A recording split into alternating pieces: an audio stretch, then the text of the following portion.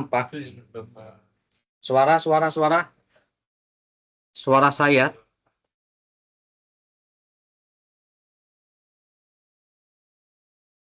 Masya Allah. Teman-teman yang online, mohon feedbacknya. Suaraku bagaimana?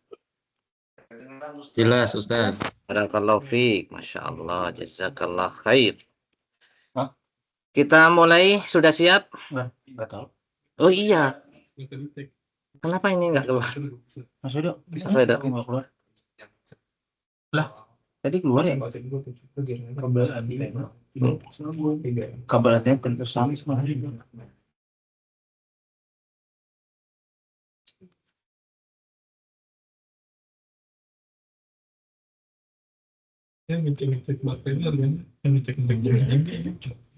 Nah ini men, enak nih, angkat-angkat gitu. Mau apa jauh paham? Kayaknya 700 Fadol. Kontemplasi.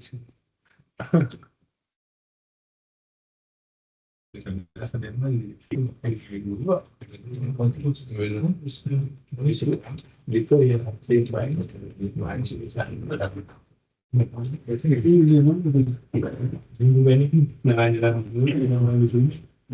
Bagi, oh iya ngajar ya. Aja begini. Bos itu yang di pojok aja. Bismillah. Assalamualaikum warahmatullahi wabarakatuh. Waalaikumsalam warahmatullahi wabarakatuh. Alhamdulillah wassalatu wassalam ala Rasulillah wa ala alihi wa sahbihi wa man tabi'ahum bi ihsan ila yaumiddin wa la haula wa la quwwata illa billah amma ba'du. Kaifa halukum? Gimana kabarnya tuh semua? Sehat? Alhamdulillah. Gimana tanggal muda? Sudah. Belum.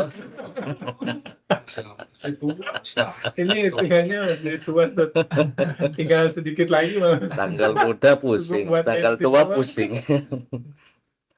Jangan pusing-pusing ya. Kalau orang Malaysia pusing-pusing itu keliling. Oh lebaran. Pas kan? Pas H-1 lebaran. Oh iya, alhamdulillah. Alhamdulillah.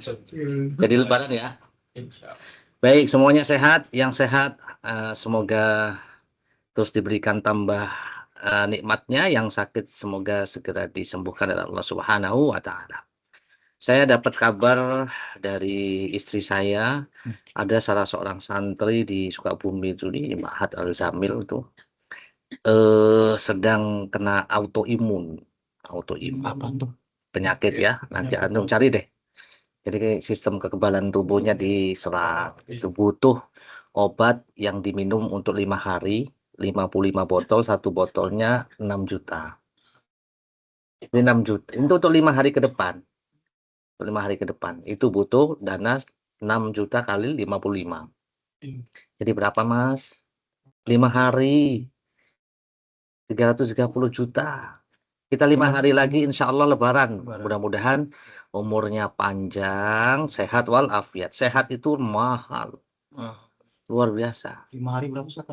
330 juta. Ini jarang satu santri doang. Berarti antum ini mahal ini. Tidak bisa diukur dengan yang tanggal 5 itu. Berarti nikmat itu. Rezeki itu bukan hanya tanggal 5 saja. Setiap hari kita diberikan rezeki sehat. Benar nggak? Autoimun. Dan imun kita ini, sehat kita ini akan diberikan oleh Allah Subhanahu wa Ta'ala ketika iman kita, autoimannya bagus. Di antara cara supaya autoimannya bagus dengan menuntut ilmu. Surat Al-An'am, kalau nggak salah 82. Alladzina amanu wa lam yalbisu imanahum bidzulmin ulaika lahumul amnu wa hum muhtadun. Ya. Mereka orang yang beriman ya, dan tidak mencampur adukan keimanannya dengan kezaliman, yaitu kesyirikan, maka bagi mereka akan diberikan keamanan. dan petunjuk. Keamanan, aman apa? Aman kesehatannya, aman keluarganya, aman kendaraannya. Gimana? Aman rumah? Ada yang dapat kabar, alhamdulillah ada yang beli rumah, alhamdulillah ya. Nggak usah cari-cari kepo ya. Ada yang sudah beli, sekali. alhamdulillah. Ada yang beli ini, beli itu, alhamdulillah. Aman. Motor baru. Motor baru, motor baru, mobil baru, rumah baru, apalagi yang baru? Masya Allah. Masya Allah. Tadi berapa harganya, Mas? Di bawah 300 ya? Iya. 300 juta. Coba 5 hari 330 juta. Ya, Mana ya? ngumpulin udah lama-lama bayar obat tadi. Iya. Ya udah, pokoknya kita dalam sebuah hadis Nabi mengatakan, man asbaha minkum aminan fi sirbihi mu'afa fi jasadi indahu qutu yaumihi fa kana mahizat lahu dunya. Barang siapa yang pagi harinya mendapat 3, aman, sehat, punya makanan. 3 ini. Sehat antum? Aman? Aman. Sehat? Sehat. Makanan? Ada. Hari itu saja. Hari itu saja. Apa kata Nabi? Faka'anna mahizat lahud dunya. Seakan-akan dunia itu dikumpulkan, diberikan untuk dirinya. Kaya? Kaya. Masya Allah.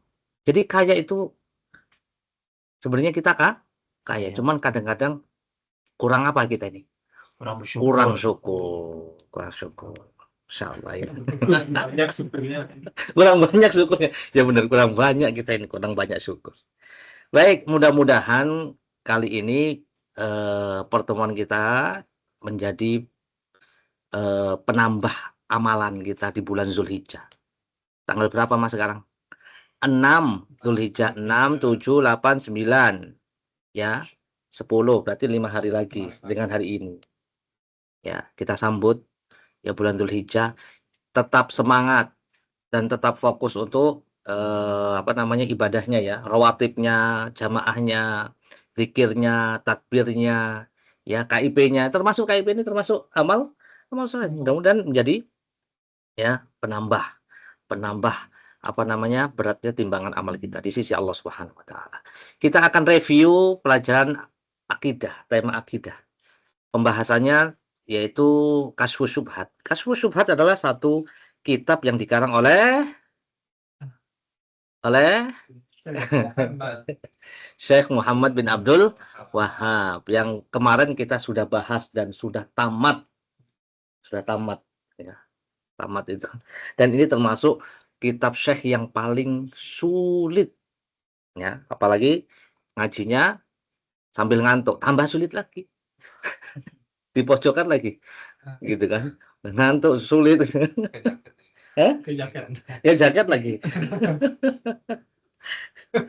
Kemarin udah tamat kita ya. Sebutin kan namanya saya tanggung. Jangan.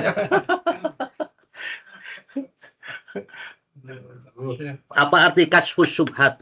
Mas Gale, apa artinya Kasyfus Syubhat? Minimal judulnya ngerti lah.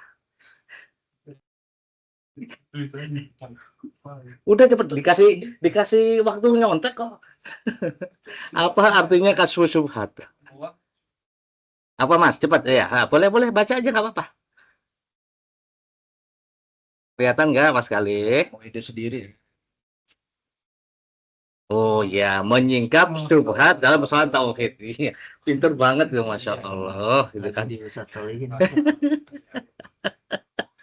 Kasfu itu menyingkap, syubhat itu syubhat. Lah syubhat itu apa? Wah, wajahku syubhat nih. Kerancuan. Rancu, kesamaran, kerancuan. Syubhat itu apa ya? Perkara yang sesat, perkara yang menyimpang. Itu syubhat ya. Di antara ya prinsip akidah Ahlussunnah wal Jamaah adalah raddu asyubhat. Ini di antara 6 pilar dakwah salafiyah yang ada di kitab Situd Duror. Ya, karya Syekh Ramdhani. Hafizahullah taala. Nah, itu satu kitab bagus nih. Di antara prinsip akidah Ahlussunnah wal Jamaah adalah membantah syubhat-syubhat, membantah kerancuan-kerancuan, kesesatan-kesesatan. Ya, terutama dalam masalah tauhid.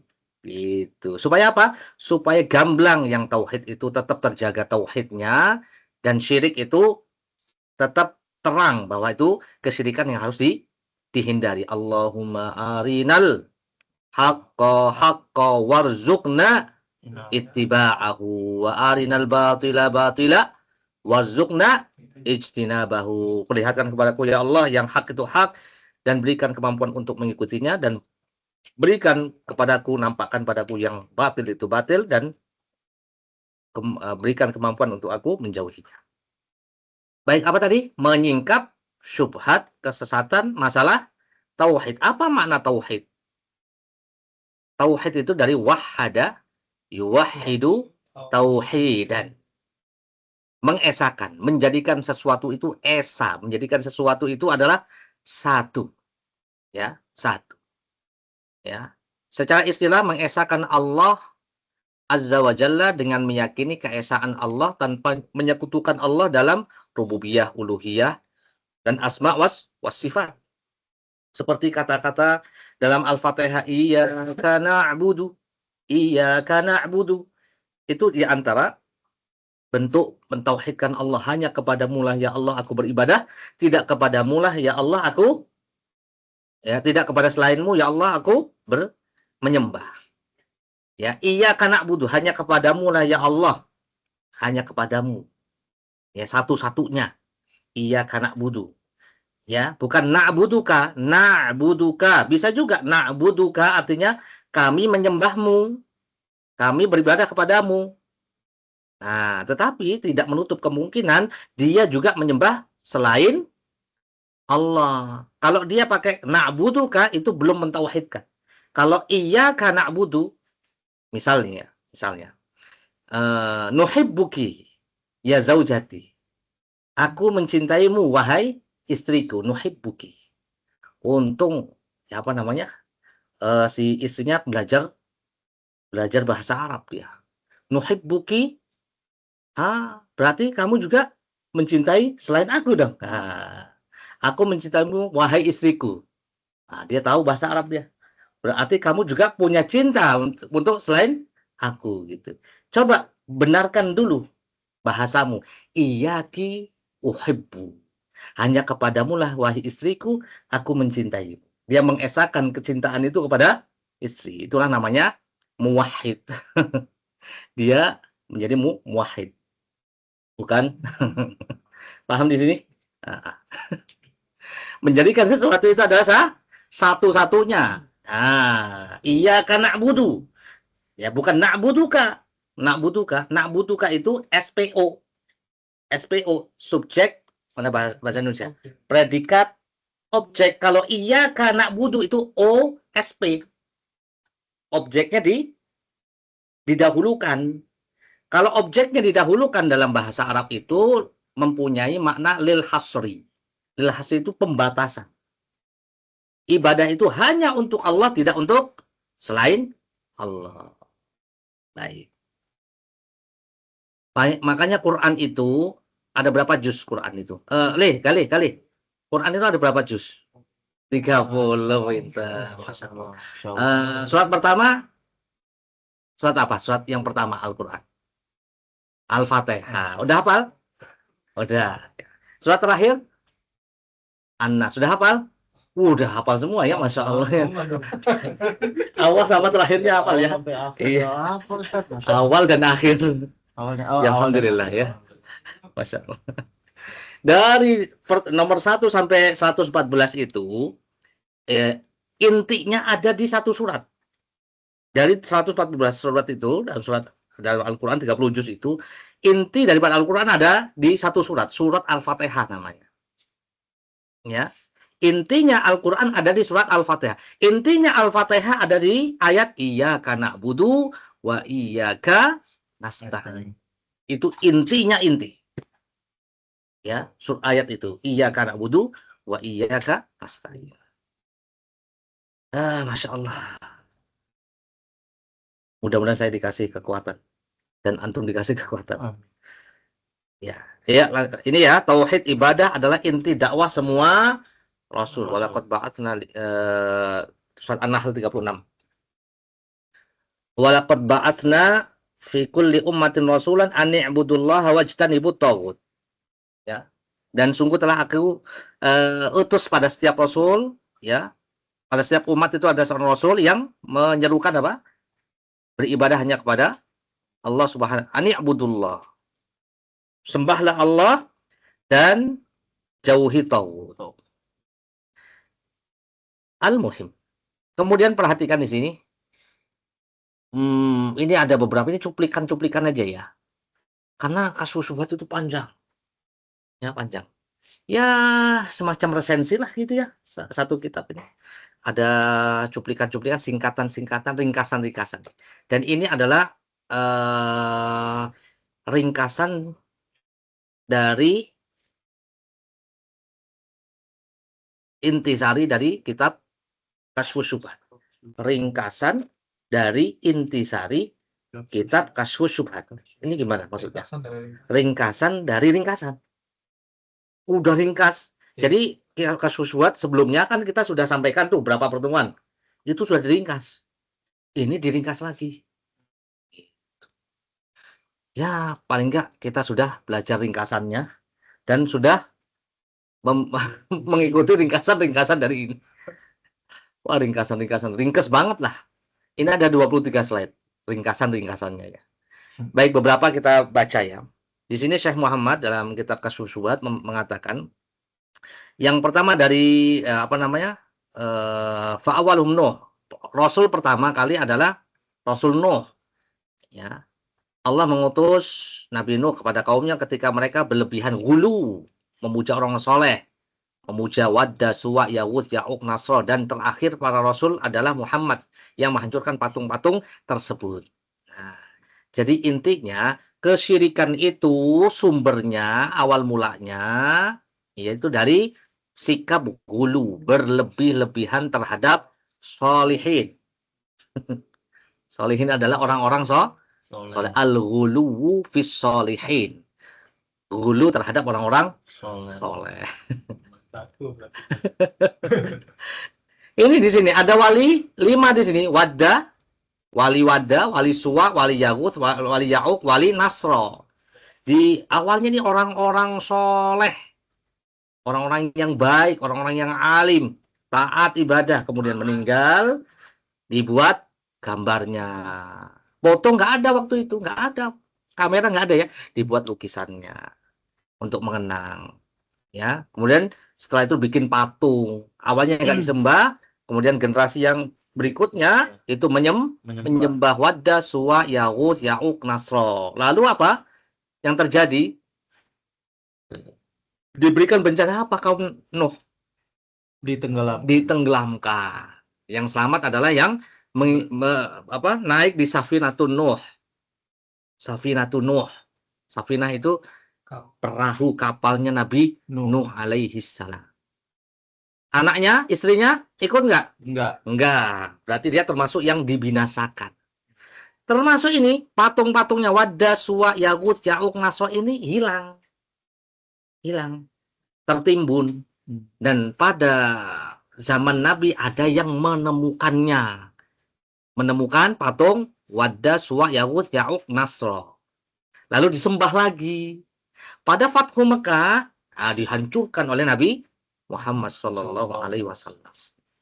Ya, 5 patung ini dan patung-patung yang banyak, Lata, Uzza, Mana dan Hubal, banyak itu dihancurkan oleh Nabi kita Muhammad Sallallahu Alaihi Wasallam. Nabi mengatakan, aku melihat Amr bin Luhai al-Khuzai menarik ususnya di neraka karena dia adalah orang pertama yang memperkenalkan tradisi melepaskan hewan untuk berhala, dipersembahkan untuk berhala. Al-muhim, Allah tidak akan pernah ridho, tidak akan pernah memaafkan dosa yang namanya dosa syirik. Innallah la yaghfiru an yushraka bihi wa yaghfiru ma duna dzalika liman yasha. Sungguhnya Allah ya tidak akan menerima atau memaafkan dosa kesyirikan, mengampuni dosa kesyirikan dan mengampuni dosa yang lainnya bagi yang Allah kehendaki. Apa urgensi mengetahui tauhid dan mengetahui kesyirikan? Sangat penting. Karena apa? Itu adalah agama semua rasul. Kemudian yang kedua, mengetahui agama orang-orang yang sesat, orang-orang yang musyrik, ya, Untuk apa? Tujuan untuk dihindari. Araftu syarra la li syarr, walakin litawaqqihi. Aku mengetahui yang buruk, yang jelek, yang sesat, yang syirik, bukan untuk melakukan, mengamalkan kesesatan, kesyirikan tersebut, tetapi apa? Untuk menghindarinya, antisipasi. Al-wiqayatu khairun minal ilaj. Apa artinya al-wiqayatu khairun minal ilaj? Ya, sikap antisipasi, mencegah lebih baik daripada mengobati. Gitu. Baik. Misi diutusnya Nabi Muhammad pertama memperbaharui ajaran Nabi Ibrahim, artinya banyak ajaran-ajaran Nabi Ibrahim yang sudah ditenggelamkan, nggak dihidupkan. Nabi Muhammad SAW hanya menghidupkan kembali apa yang diajarkan oleh Nabi Ibrahim alaihissalam, menyampaikan kepada kaum musyrikin bahwa ibadah itu hanya milik Allah Subhanahu wa Ta'ala. Kemudian dalil bahwa kaum musyrikin di masa jahiliyah meyakini rububiyah Allah dalam surat Yunus ayat 31. Ini sudah kita sampaikan ya. Dalam kajian kitab apa sebelumnya? Al-Qawaidul Arba. Qul man yarzuqukum minas sama'i wal ard. Katakanlah Muhammad, siapa yang memberikan rezeki padamu dari langit dan bumi? Ya, amma yamlikus sam'a wal absar. Siapa yang menciptakan pendengaran, penglihatan? Wa may yudabbirul amr. Siapa yang mengeluarkan, wa may yukhrijul hayya minal mayit wa may yukhrijul mayit minal hayy. Siapa yang mengeluarkan yang hidup dari yang mati, mengeluarkan yang mati dari yang hidup. Wa may yudabbirul amr. Siapa yang mengatur segala urusan? Maka mereka orang-orang kafir, orang musyrik itu mengatakan fasayaqulunallah, dengan sepakat mengatakan adalah Allah. Ya faqul afala tattaqun. Katakanlah Muhammad, kenapa kamu nggak bertakwa kepada Allah Subhanahu wa Ta'ala? Ini dalil bahwa orang-orang musyrikin zaman di masa jahiliyah meyakini rububiyah Allah. Allah yang memberikan rezeki, Allah yang menciptakan pendengaran, penglihatan, Allah yang menghidupkan, Allah yang mematikan, Allah yang mengatur. Tetapi kenapa mereka berbuat kesyirikan, nggak mau beribadah? Ya, tauhid rububiyah itu namanya tauhid ilmi. Tauhid ilmi, tahu nggak tauhid ilmi? Tauhid secara ilmu. Allah Maha Pencipta, Allah Maha Pemberi rezeki, Allah Maha mengatur, Allah Maha. Tetapi harus dilengkapi dengan tauhid uluhiyah. Tauhid uluhiyah namanya tauhid amali. Ya, kalau sudah tahu Allah Maha ini, Maha itu, harus diamalkan. Bentuknya apa? Dengan ibadah. Tauhid uluhiyah itu adalah tauhid ibadah, tauhid amali. Dan orang-orang musyrik itu tauhidnya hanya sekedar sampai sini saja. Rububiyah, tauhid ilmu saja. Dan ini yang diyakini oleh kaum filsafat. Dari sebagian kaum muslimin, misal Asy'ari, Asy'ariyah, Mu'tazilah, yang mendefinisikan tauhid hanya sampai di rububiyah saja. Orang yang mentauhidkan rububiyah sudah, insyaallah sudah masuk surga, sudah disebut dengan muwahhid. Tapi ahlu sunnah tidak begitu. Ya, tidak begitu. Tauhid rububiyah harus diwujudkan dengan tauhid uluhiyah. Tauhid ibadah sama dengan makna kalimat la ilaha illallah. Ini disampaikan oleh Syekh Muhammad bin Abdul Wahab. Tauhid ibadah, tauhid artinya apa tadi? Tauhid ibadah. Tauhid apa artinya tadi? Tauhid. Mengesahkan ibadah hanya untuk Allah. Itulah makna daripada la ilaha illallah. La ilaha artinya tidak ada Tuhan yang berhak disembah illallah kecuali hanya Allah saja. La ma'budu bihaqqin illallah. Harus tahu maknanya, makna la ilaha illallah, ya. Setelah itu harus diamalkan syarat-syaratnya dan konsekuensinya. Makna daripada la ilaha illallah. Orang-orang kafir zaman dahulu tidak mau mengatakan la ilaha illallah. Kenapa? Karena mereka tahu maknanya dan konsekuensinya. Abu Jahal suruh ngomong la ilaha illallah, nggak akan mau. Karena konsekuensi daripada la ilaha illallah itu la ilaha, menafikan semua bentuk sesembahan kepada selain Allah Subhanahu wa Ta'ala. Sedangkan dia nyembah Lata, nyembah Uzza, nyembah Manat. Makanya mereka dalam surat ayat 5 itu, qulu la ilaha illallah tuflihu. Katakanlah kalian la ilaha illallah, kalian akan selamat. Aja'ala alihata ilahan wahida inna hadza la syai'un ujab. Mereka mengatakan, apakah Muhammad ini akan menjadikan Tuhan-Tuhan yang banyak itu jadi satu? Ini adalah perkara yang mengherankan. Gak mau mereka. Abu Jahal, Abu Lahab nggak mau la ilaha illallah. Sekarang orang non muslim kesandung aja la ilaha illallah. Ya kan? Ada video-video itu orang, kamu orang ini loh, orang apa? Orang Kristen loh. Astagfirullah. Masya Allah, ya Allah. La ilaha illallah. Janganan gitu, orang-orang Islam saja itu nggak ngerti makna daripada la ilaha illallah. Buktinya apa? Masih ziarah kubur. Ziarah kubur hukumnya boleh selama tidak minta sama penghuni kubur. Ziarah kubur, ziarah ke orang tuanya, ya apa-apa. Jangan minta-minta Mbah Soleh gitu kan. Saya minta ini, minta itu, jodoh saya kok nggak datang-datang gitu kan. Gitu. Ya, gitu. Ini yang nggak boleh. La ilaha illallah. Banyak orang-orang Islam pun nggak ngerti makna la ilaha illallah. Orang-orang zaman dahulu mengerti, Abu Jahal, Abu Lahab mengerti. Makanya nggak mau mengatakan la ilaha illallah. Mengerti maknanya. Fa'alam annahu la ilaha illallah. Ya. Ketahuilah bahwa dia adalah tidak ada Tuhan selain Allah Subhanahu wa taala. Syubhat dan bantahan namanya juga kasfu syubhat. Berarti kita harus sampaikan syubhatnya lalu dibantah.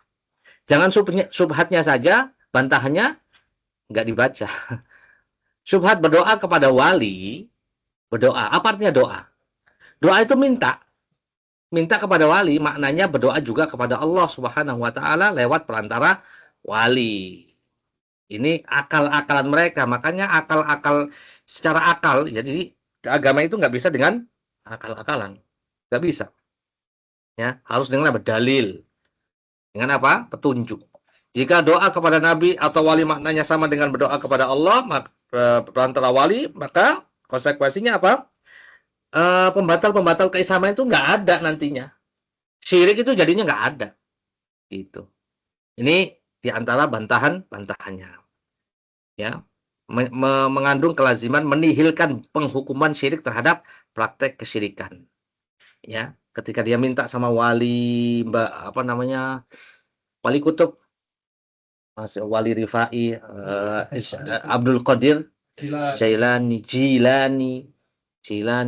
minta sama kata Nabi Muhammad SAW nggak boleh. Nah, minta Nabi Isa kan di atas daripada wali, ya kan? Wali itu di bawah kedudukannya dari Nabi dan Rasul. Ini yang diminta oleh orang-orang sebelah sana kan minta kepada siapa? Wali, di atas wali kan? Minta kepada Nabi Isa. Minta sama Nabi Muhammad pun nggak boleh. Iya, nggak boleh. Ini diantara bentuk konsekuensi la ilaha illallah. Kalau dia mau mentauhidkan, mengesahkan Allah dalam ibadah, ya harus tinggalkan sebuah bentuk ibadah kepada selain Allah. Ya, baik malaikat, ya, nabi, ataupun wali. Di sini apa nih? Ragam kesyirikan. Syirik ada dua macam. Syirik besar, syirik kecil. Ini syirik akbar besar, syirik asghar. Ya, ada yang pendapat kedua ya syirik besar aja ada. Ya nggak ada besar sama kecil gitu kan. Ala kulli hal, Syekh Utsaimin menjelaskan mau besar mau kecil hendaknya kita waspada. Jangan sampai mengecilkan syirik kecil walaupun namanya syirik kecil itu tetap di atas dosa besar. Ya, di atas dosa besar. Dan itu mendapat ancaman loh. Mendapat ancaman apa? Ancamannya besar. Bisa tidak diampuni oleh Allah Subhanahu wa taala. Bahkan tidak diampuni di sini. An-Nisa 48. Sungguh Allah tidak mengampuni dosa syirik dan Dia mengampuni dosa selain syirik bagi siapa yang dikehendakinya. Bagi pendapat yang tidak membedakan besar dan kecil berarti masuk semuanya. Riya termasuk. Hati-hati. Baik. Setelah memahami konsep tauhid dengan benar, lakukan dua hal ini kata Syekh. Apa itu? Yang pertama, bergembira atas karunia dan rahmat Allah yang telah mengkaruniakan pemahaman yang benar terhadap la ilaha illallah. Allah Ta'ala berfirman, Qul bifadlillahi wa rahmatihi. Qul bifadlillahi wa birahmatihi fabidzalika falyafrahu huwa khairum mimma yajma'un. Dengan karunia dan rahmat Allah hendaklah mereka bergembira, karunia dan rahmat Allah itu lebih baik daripada apa yang mereka kumpulkan. Apa antum kumpulkan? Duit dikumpulin habis. Antum punya uang, punya rumah, punya kendaraan, ya, itu tidak ada apa-apanya dengan ilmu yang kita berada di atasnya. Dengan ilmu tauhid yang kita berada di atasnya. Qul, katakanlah Muhammad, dengan karunia dan rahmat Allah hendaknya mereka bergembira. Ya. Antum harusnya lebih bergembira dengan ilmu yang antum berada di atas. Bukan berarti, makanya kalau kesenangan, kenikmatan itu diukur dengan dunia, maka orang yang paling bahagia adalah orang yang paling kaya. Iya. Siapa orang kaya di dunia ini? Bisa jadi orang yang tidak beriman, kan? Iya. Bahkan orang beriman ini banyak menjadi karyawan pegawainya orang-orang yang tidak beriman. Apa bedanya gitu loh? Kalau memang apa bedanya kita dengan mereka gitu? Kalau memang mencari kebahagiaan dengan harta, materi, apa? Ini coba surat Yunus ayat 58. Dengan karunia dan rahmat Allah hendaklah mereka gembira. Karunia rahmat Allah itu lebih baik daripada apa yang mereka kumpulkan. Kita berada di atas hidayah. Islam itu adalah sudah cukup. Al-yauma akmaltu lakum dinakum wa atmamtu alaikum ni'mati. Pada hari ini telah aku sempurnakan untuk kalian agama kalian dan aku cukupkan untuk kalian nikmatku. Cukup nikmat kita ini diberikan nikmat Islam dan iman, walaupun miskin. Di sini jujur, siapa yang ngaku miskin? Tapi yang penting bukan miskin hati, bukan miskin iman. Betul itu, Masya Allah. Syekh Shalih Fauzan mengatakan karunia Allah adalah Islam. Tuh lihat. Karunia Allah yang dimaksud dalam ayat ini adalah Islam. Ya, dan rahmat Allah yang dimaksud adalah Al-Qur'an. Qul, katakanlah, bifadlillah, karena karunia Allah. Ya, berarti karena Allah sudah memberikan karunia, pemberian yang sangat besar, yaitu Islam, dan rahmat Allah memberikan kepada kita Al-Qur'an, falyafrahu, bergembira. Senang kita. Islam senang, alhamdulillah. Kita senang hidup di atas Islam, mati di atas Islam. Itu adalah kehidupan yang menggembirakan dan kematian yang menggembirakan. Full. Sini. Ragam kesyirikan sudah ya. Kemudian yang kedua kata Syekh, setelah memahami konsep tauhid dengan benar, lakukan yang kedua, takut terhadap hal yang telah menimpa kebanyakan orang yang tidak memahami makna la ilaha illallah. Bahayanya sangat besar. Nabi Ibrahim berdoa, wajnubni wa baniya an na'budal asnam, jauhkan aku beserta anak cucuku dari menyembah berhala. Pertama, antum dikasih nikmat Islam, alhamdulillah. Yang kedua, kita harus ngerti ajaran Islam, diantaranya tauhid dan syirik. Tauhid supaya kita hidup di atas tauhid, mati di atas tauhid, di atas la ilaha illallah, dan terselamatkan dari namanya kesyirikan. Baik. Berarti kewajiban kita kayak gitu, dipesan dari Syekh itu. Pertama, antum bersyukur dengan nikmat hidayah Islam, nikmat hidayah tauhid. Kemudian yang kedua, antum harus mengerti. Yang kedua, hati-hati. Tadi gembira, salah satu sisi kita gembira, satu sisi kita hati-hati, waspadai dari bentuk kesyirikan. Ini bukan main-main loh. Kita orang Islam ngapain kok masih dakwah masalah tauhid syirik. Kita udah Islam semua loh. Siapa yang jamin kita selamat dari syirik walaupun sudah ngaji, sudah Islam. Siapa yang jamin kita selamat dari kesyirikan? Nabi Ibrahim saja berdoa, wajnubni wa baniya an na'budal asnam. Jauhkan aku itu Nabi Ibrahim. Bukan Pak Ibrahim atau Abu Ibrahim. Ini Nabi Ibrahim, jauhkan aku dan anak cucuku dari kesyirikan, menyembah berhala. Jangan, wah ini orang udah sampai bulan antum masih tauhid syirik. Ada yang seperti itu, ada. Antum belajar kitab tauhid, kasyfus syubhat, qawaidul arba, tauhid syirik lagi. Nabi Muhammad SAW juga begitu.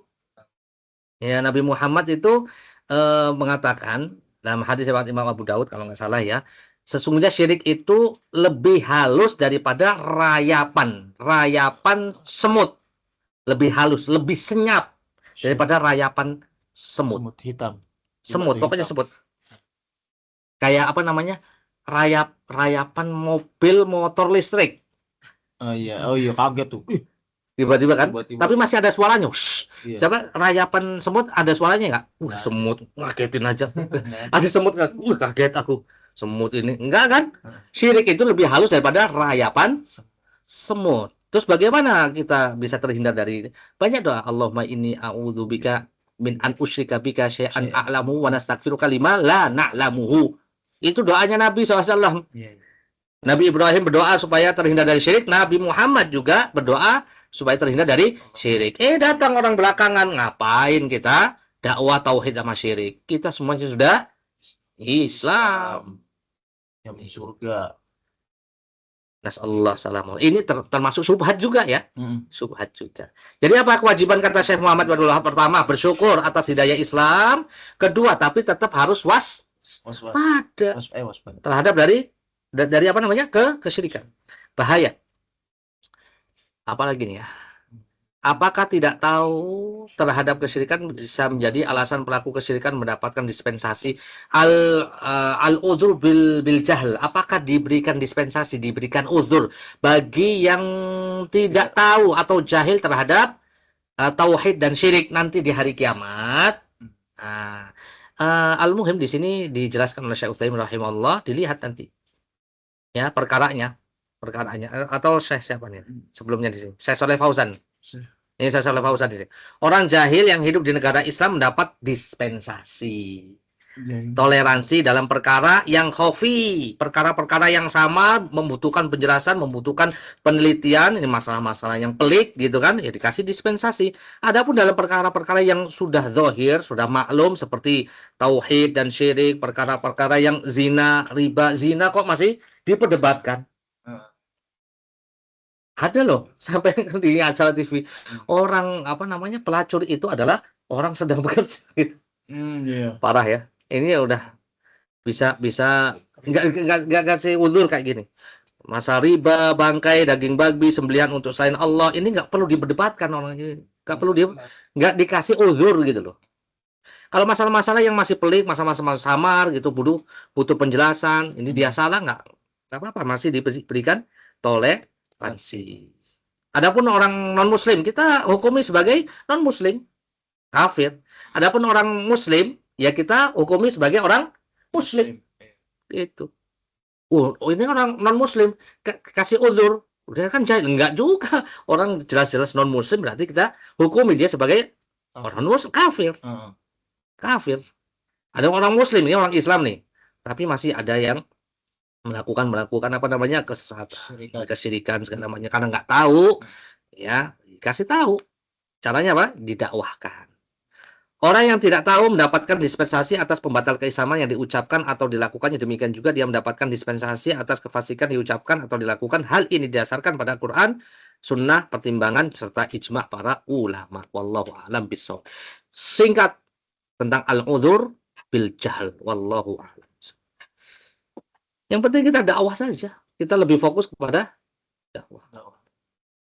Siapa yang nyangka kalau Umar bin Khattab itu masuk Islam? Iya. Siapa yang nyangka kalau Abu Thalib itu tidak masuk?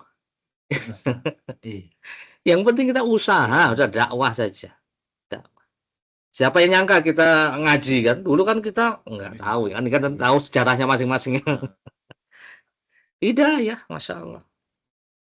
Baik, ibrah di antara dalil orang itu masih dikasih dispensasi atas kejahilannya terhadap kesyirikan itu ada dalam hadis riwayat Tirmidzi ini, kisah Dzatu Anwat. Ketika ada orang-orang atau sahabat yang baru masuk Islam ya menuju peperangan, mau perang nih, melewati satu tempat ada satu pohon yang dikeramatkan Oh. oleh orang-orang musyrikin. Oh, ini ada pohon keramat ini buat ngisi pedangnya, ngisi panahnya, ya, biar lebih ampuh lagi ini. Nah, ini diminta para sahabat yang baru masuk Islam itu minta sama Nabi SAW, bikinkan aku satu pohon keramat wahai Nabi, sebagaimana orang-orang musyrikin itu mempunyai pohon keramat, supaya kita bisa ngisi apa? Ngisi senjata-senjata supaya Paten. lebih paten lagi, lebih ampuh lagi.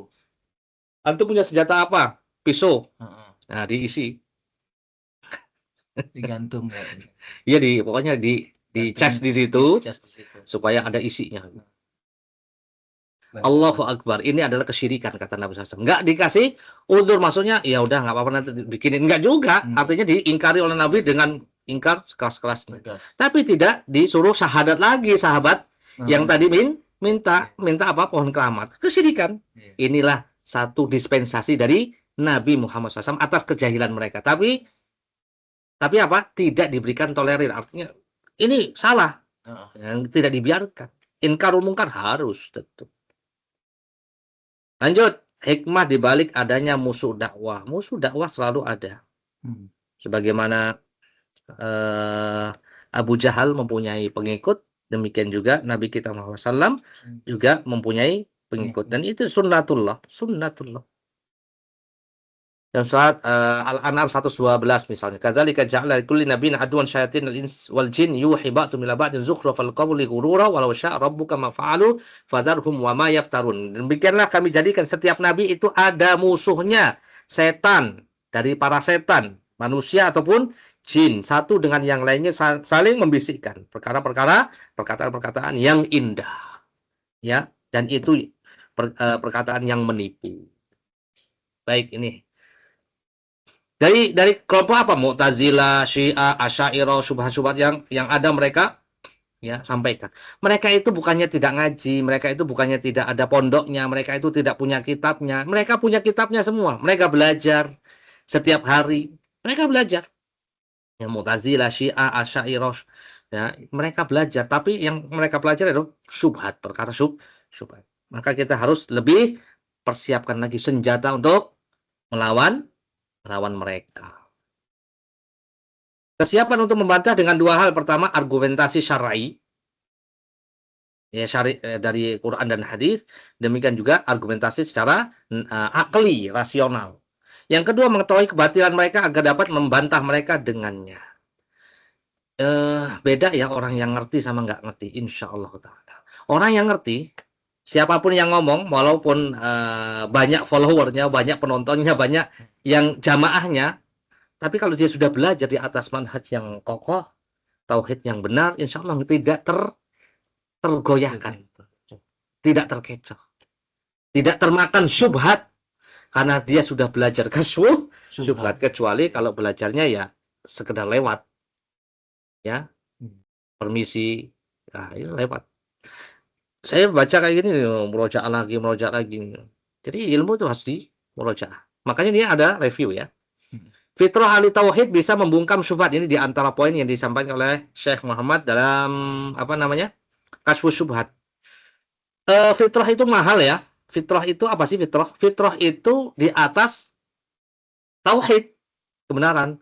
Kullu mauludin yuladu ala fitrah. Setiap janin, setiap jabang bayi, setiap anak itu terlahir atas fitrah. Fa abawahu yuhawwidanihi au yunassiranihi au yumajjisanihi. Adapun kedua orang tuanya lah yang membuat dia Yahudi, Nasrani atau Majusi. Makanya teman itu penting. As-sahibu sahibun. Ada pepatah mengatakan sahabat itu menyeret, mempengaruhi. Itu teman lah, apalagi ustadz, apalagi guru. Teman aja harus pilih-pilih, selektif, apalagi guru. Kalau gurunya di atas manhaj tauhid, ya, akidah yang benar, insya Allah akan mempengaruhi kita, pasti itu. Tetapi kalau kita salah memilih guru, teman aja nggak boleh salah pilih, apalagi salah pilih guru, ya akan menjerumuskan kita. Aina Allah, di mana Allah? Kalau dulu ditanya, antum masih ingat Iya. tanya sama Ustadz nggak waktu mau apa namanya masuk BP ya? Nah, udah masuk BP berapa tahun nih?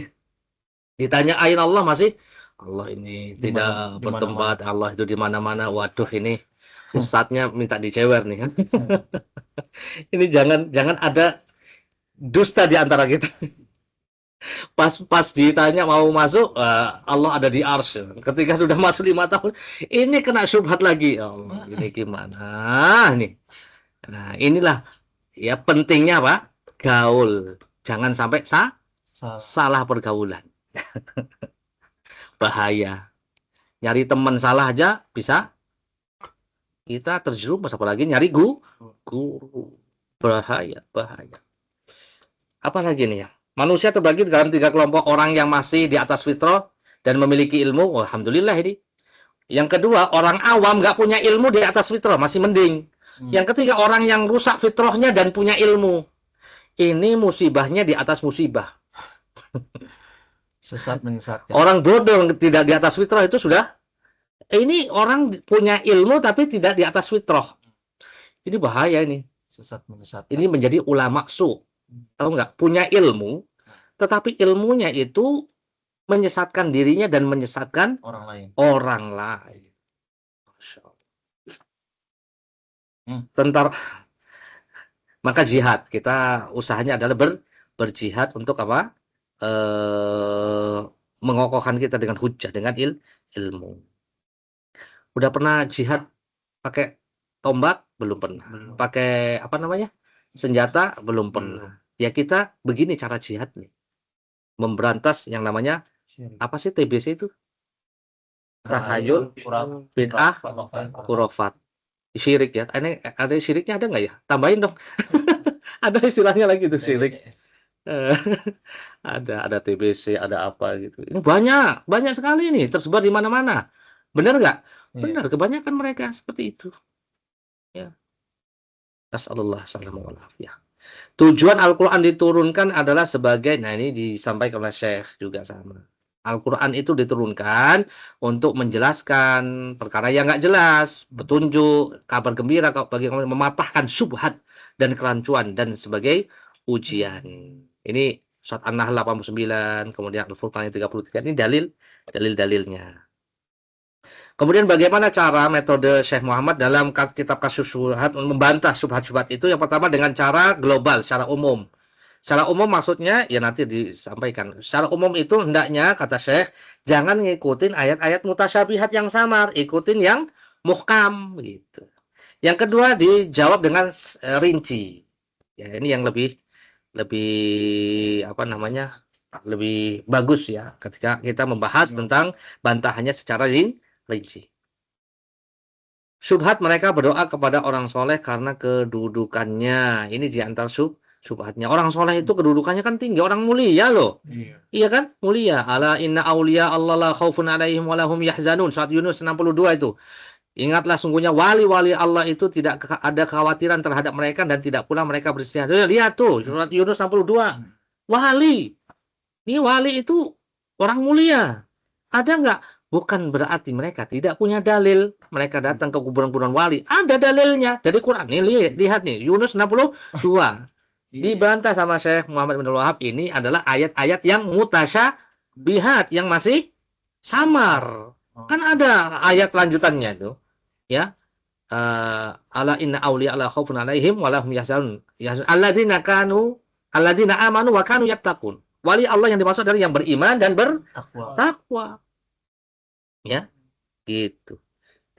Ini diantara apa namanya cara menjawab syubhat ya, secara ijmali. Jangan ngikutin ayat-ayat yang masih umum ya, atau yang masih samar. Kadang alasannya mereka gitu, Ustaz. Alasan mereka tuh katanya, ente siapa? Kata dia gitu. Ya anak, jawab aja. Ini siapa? Kenalan dong. Kata dia gini, Masa Ustaz, kenal?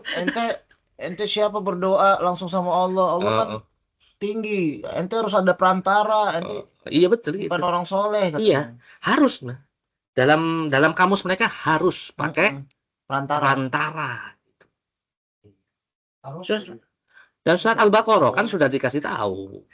Ya, idza sa'alaka ibadi anni fa inni qarib. Udah hafal. Ujibu da'watad da'i idza sa'alaka ibadi. Allah mengatakan jika hambaku bertanya kepadamu Muhammad tentangku, apa kata Allah? Fa inni qarib. Ada kata kulnya enggak? Enggak ada.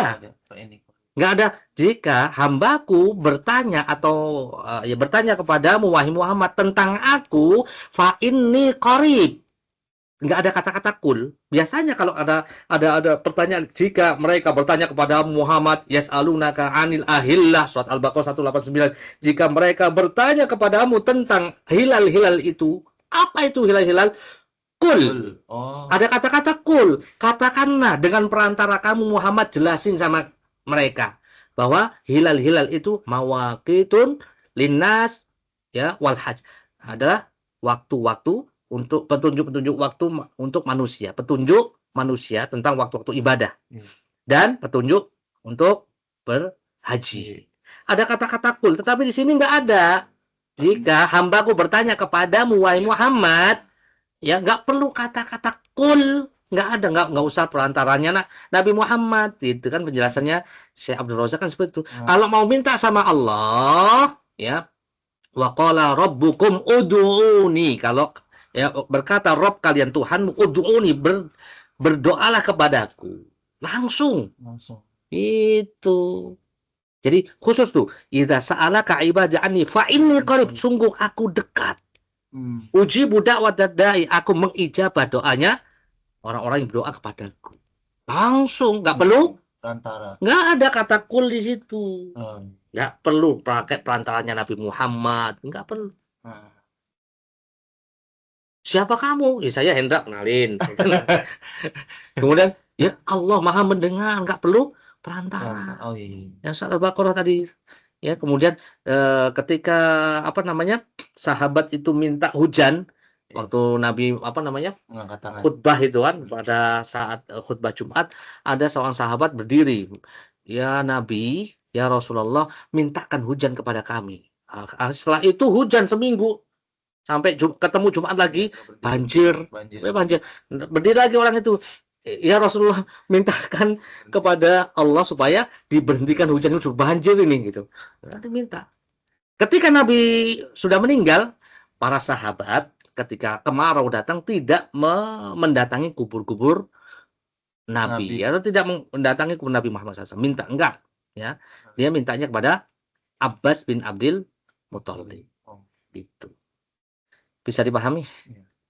Memang agak sulit. Tapi tidak ada yang tidak mustahil. Ya barangkali dia menjadi dedengkot duluan.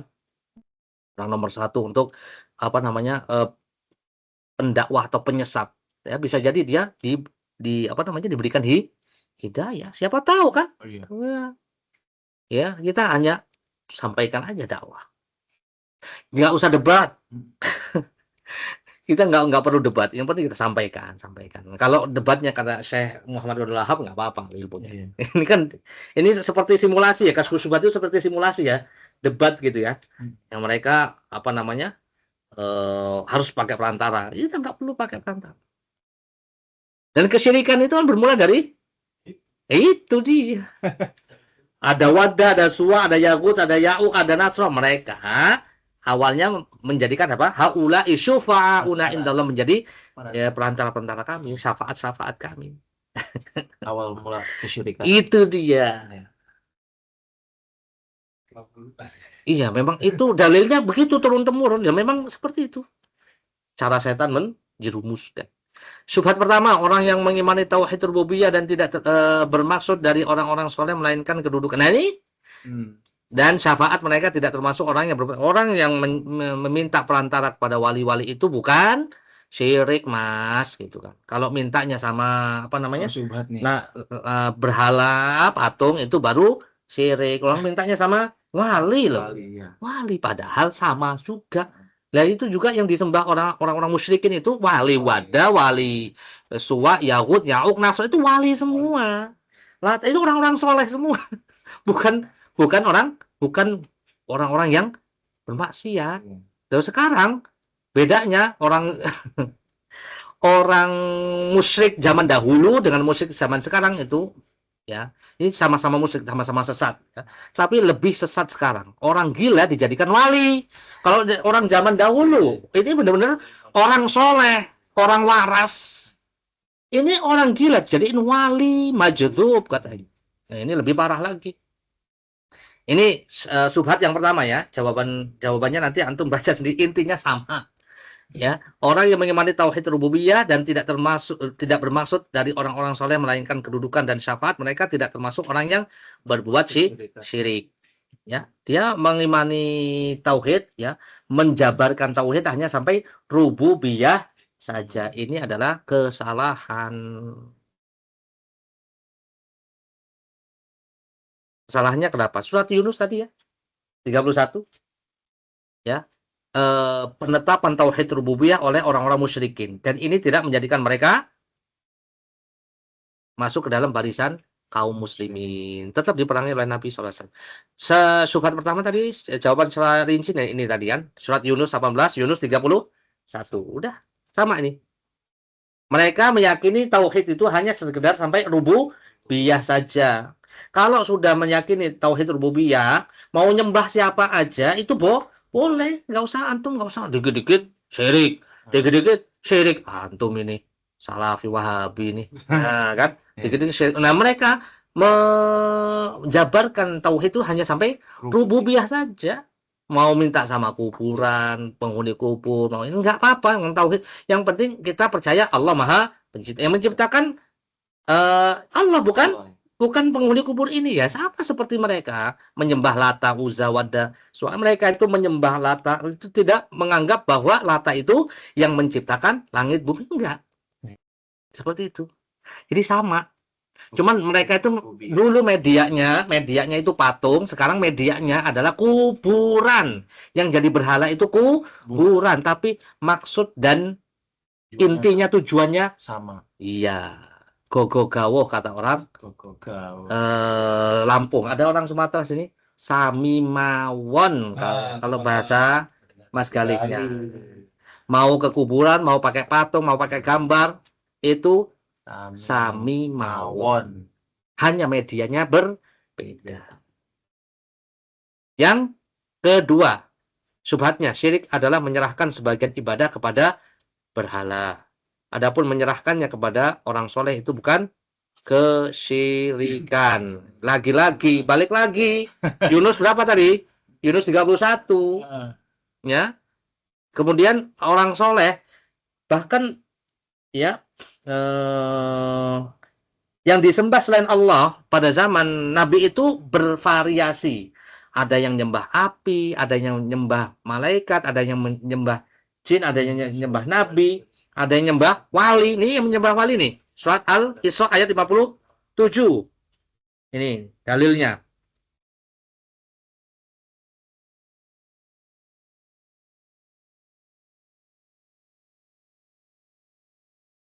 Ya, ini.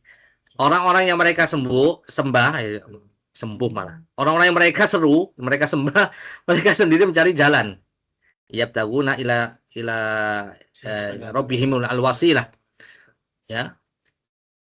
Mereka sendiri mencari jalan kepada Rabb mereka, siapa di antara mereka yang lebih. Ini di antara dalil bahwa bentuk kesyirikan zaman Nabi Muhammad SAW adalah meminta kepada wali. Saya belum siapkan di sini. Nanti dibaca ya. Ya, ini. Terus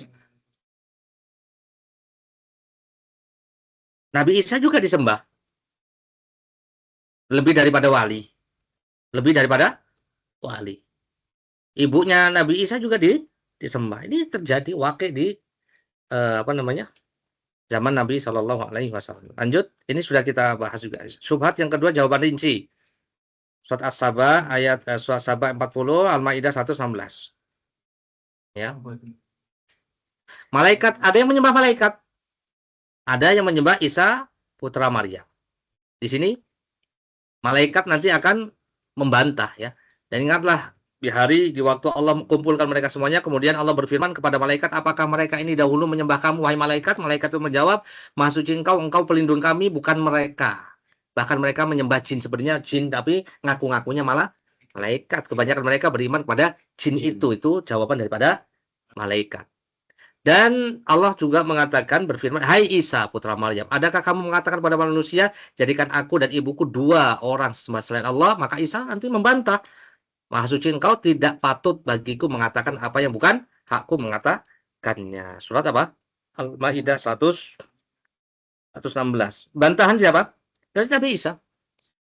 Nanti mereka menyembah Nabi Isa, tapi Nabi Isa ya membantahnya. Ya. Maha suci engkau. Subhanaka ma yakunu li an aqula ma laysa li bihaq in kuntu qultu faqad alim tahu ta'lamu ma fi nafsi wa la a'lamu ma fi nafsika innaka anta 'allamul ghuyub.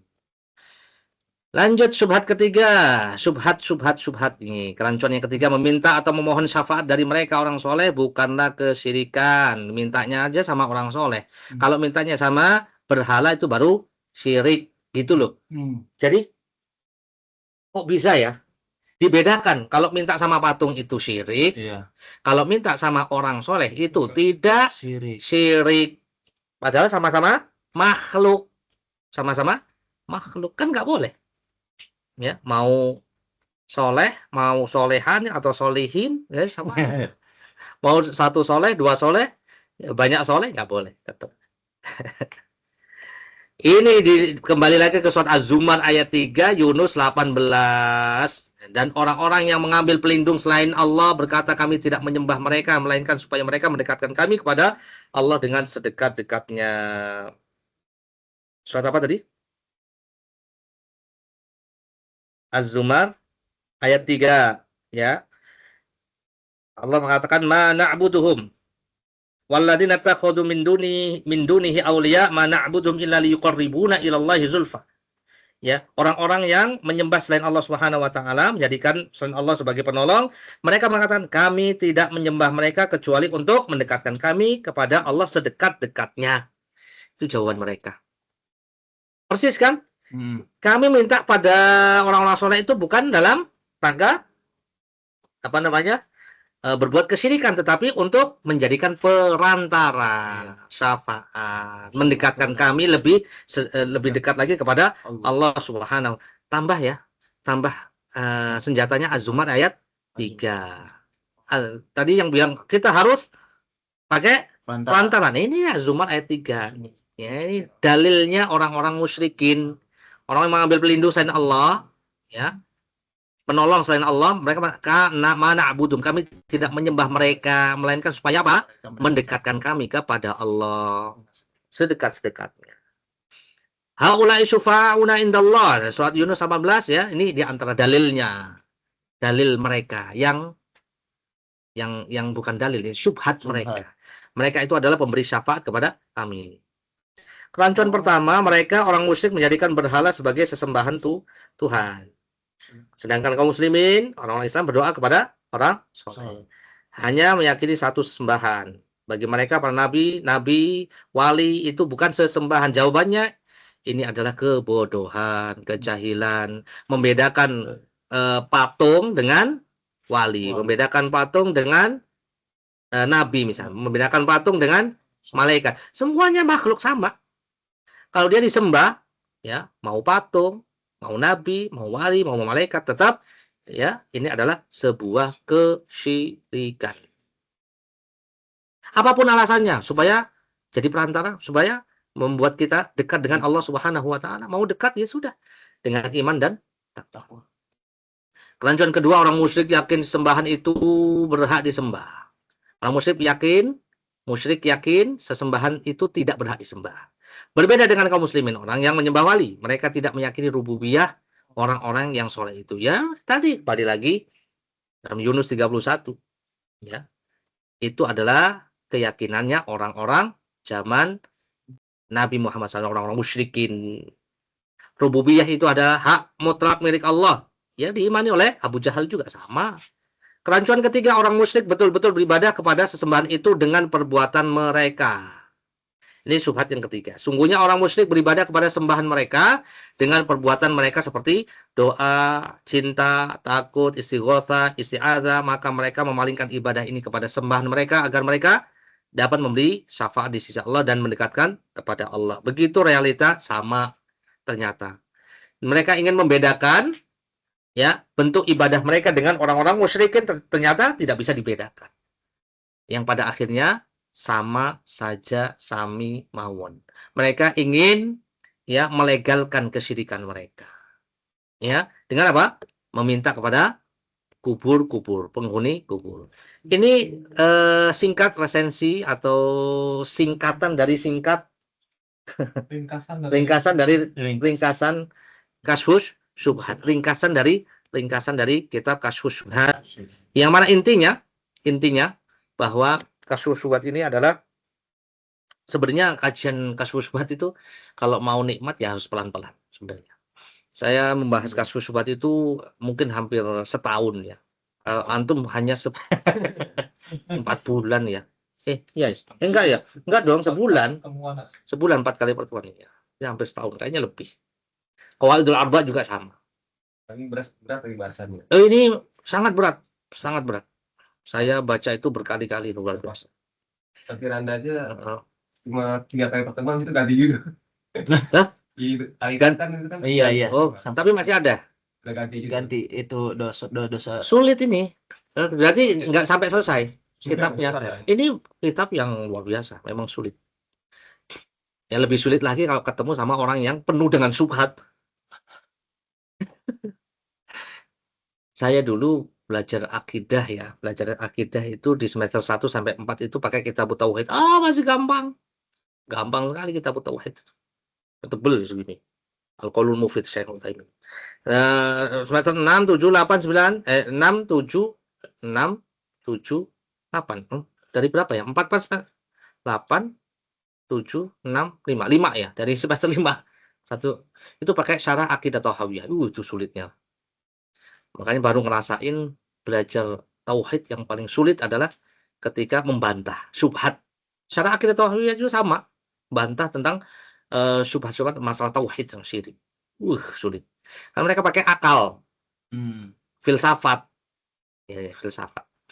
Jadi Quran dan hadis itu tidak didasari atas, apalagi akidah, mereka tidak didasari atas dengan nakal, riwayat-riwayat, ya, pendapat-pendapat para ulama, sahabat, enggak, pakai akal. Jadi mereka itu mendasari ilmu tauhid itu dengan ilmu mantik. Ilmu mantik tahu nggak? Ilmu mantik, filsafat. Ilmu kalam, Imam Syafi'i kalau ada orang yang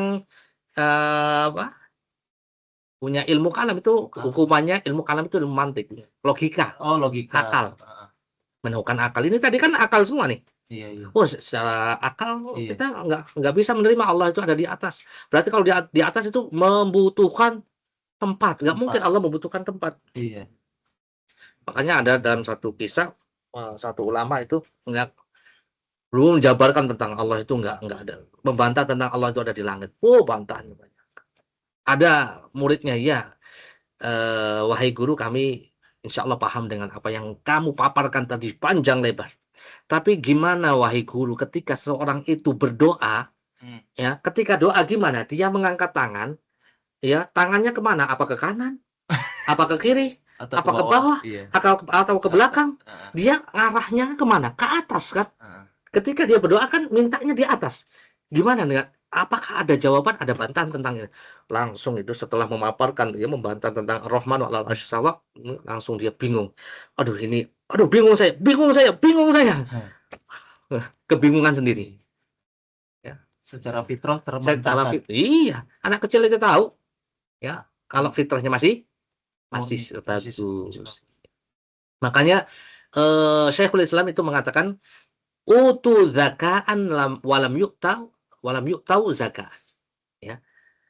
Dia diberikan kecerdasan tapi tidak diberikan kesucian fitrahnya. Boleh jadi orang itu pinter, cerdas, tapi tidak diberikan hidayah taufik. Nah, itu nggak manfaat orang pinter tapi keblinger. Mendingan apa tadi? awam masih di atas fitrah, masih mending kata Iya. penulis Syekh Muhammad bin Abdul Wahab, satu orang yang awam dari kalangan Ahlussunnah wal Jamaah bisa mengalahkan 1000 dari mereka ulama yang sesat itu. Maksudnya apa? Lebih baik daripada kesesatan yang ada pada mereka dengan kefitrahan mereka itu. Iya, alhamdulillah ya, kita di atas fitrah. Tapi jangan salah gaul, nanti fitrahnya rusak. Bahaya nanti. Ya. Dari pergaulan aja alhamdulillah ya. Pergaulan. Nah, yang jenggotan nanti yang ya nggak jenggotan nanti kan jenggot nanti. Nanti nih jenggotan nih. Emang nggak tumbuh. Oh, nih. Antum Segini. Masih gini udah mentok. Mentok nih. Coba saya hitung. Ada kemarin 5. yang di HI gitu. Nah, ini sama Mas Denny yang baru kan? Baru orang Padang ya? Jenggotan dia sekarang. Alhamdulillah jenggotan. Alhamdulillah. Ini as-sahibu sahib. Sahabat itu menyeret. Menyeret. Diseret. Jenggotnya diseret. Iya. Saya jenggotan itu dari SMA. Pertama kali jenggotan nggak pernah dicukur sampai sekarang.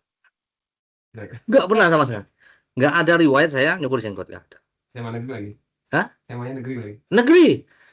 Dipanggil sama guru BK. Iya benar, saya dipanggil sama guru BK. Solehin. Kamu itu ngapain jenggotan? Jenggotan. Enggak, ini jenggotnya nanti kalau sudah gede ya. Kalau udah kuliah kamu jenggotan nggak apa-apa. Langsung saya jawabnya gampang. Kalau saya nggak sampai kuliah gimana Bu? Gitu. Kalau umur saya nggak sampai kuliah gimana? Ini kan sunnah. Itu BK. Belajar kimia tuh.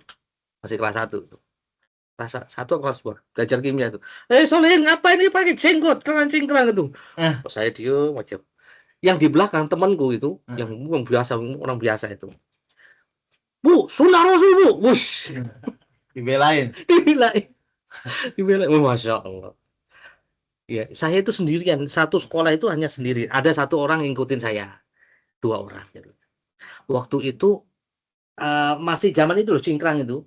Iya, gaul. Cingkrang itu Gaul. sama guru Kristen saya itu razia, sobek sini. Aduh, sobek serat. Yang cingkrang disobek. Serat. Kok itu enggak disobek Pak? Itu lain kan. Iya, dia cingkrang karena gaul. Ini cingkrang karena ilmu. Sunnah. Sunnah. Enggak berani dia. Terus olahraga itu pakai celana pendek. Nah, pendek. Enggak pernah saya pakai. Kan itu seragam tuh. Iya. Mau laki perempuan gini sama.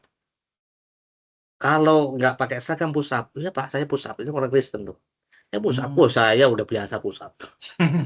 Ikut di Unila itu saya ikutin. Pas banget lagi olahraga. Olahraga. Kenapa kamu nggak pakai? Ya ini Pak, saya orang Islam. Orang Islam itu ini aurat harus ditutup. Habis itu suatu sekolahan itu pakai training semua. Setelah saya sampai hari kiamat Pak, kalau suruh push up saya dengan senang hati push up insya Allah. Mau dikasih hukuman apa? Nggak apa-apa saya. Nggak apa-apa.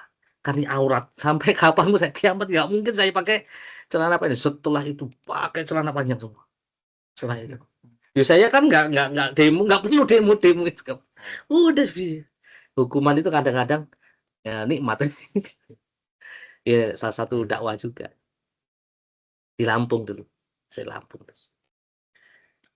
ngadain kajian kayak gini, kajian sendiri ya. Berani kajian. Jualan buku ke guru-guru itu. Sutra Ungu. Salah satunya. Yang salah banyaknya As-Sunnah, El-Fatah itu. Loh, karena itu pelajarnya kan reproduksi. Betul nggak? Iya. Itu lebih sadis daripada Sutra Ungu. Itu biasa. Ini lebih bagus, ada dalilnya. Bagus, seneng tuh. Saya beli buat temen juga. Dakwah, pokoknya kita ini semangat dakwah aja gitu. Ya asik loh kalau apalagi ada temennya. Kita dulu nggak ada temennya, sendiri saya. Sendiri. Itu. Semangat bismillah, mudah-mudahan dakwah. Itu nggak ada.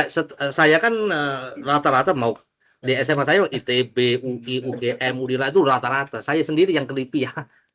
Nah, di belakang saya ada yang Libya, Madinah setelah itu dari SMA saya. Libya apaan, Din? Nggak tahu. Nggak paham. Saya dulu mau ke IPB kan, kakak saya di IPB. Udah berapa kali sih. Tapi akhirnya ke Libya. Alhamdulillah. Itu ya. Jadi syubhat di mana-mana. Tapi kita harus kuatkan. Jadi, bentengi diri. Sampai di sini, semoga bermanfaat ya. Kita tutup dengan kafaratul majelis. Subhanakallahumma bihamdika asyhadu an la ilaha illa anta astaghfiruka wa atubu ilaik. Assalamualaikum warahmatullahi wabarakatuh. Waalaikumsalam. Enggak ada pertanyaan ya? Enggak perlulah. Ya silakan, enggak apa-apa.